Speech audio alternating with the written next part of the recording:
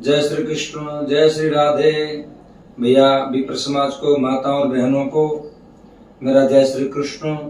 आज कर्मकांडी भाइयों के लिए भगवान शंकर का एक बहुत दिव्य ध्यान।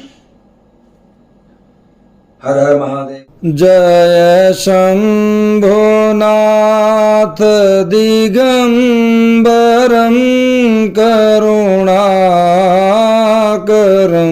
जगदीश्वरं भवतारणं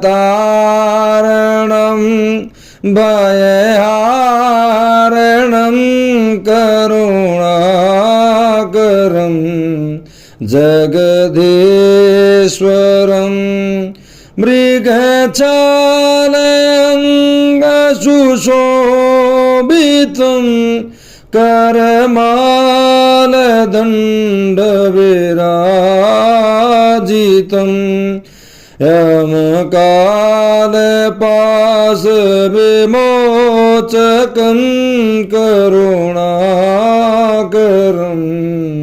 जगदीश्वरं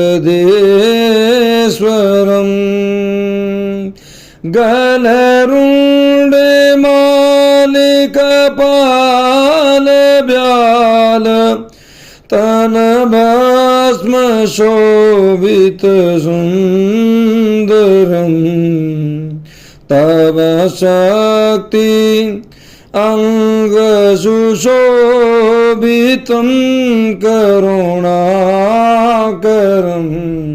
जगदीश्वरं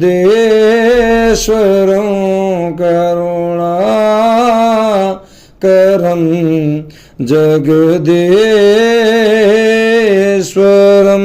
और शंकर भगवान की जय।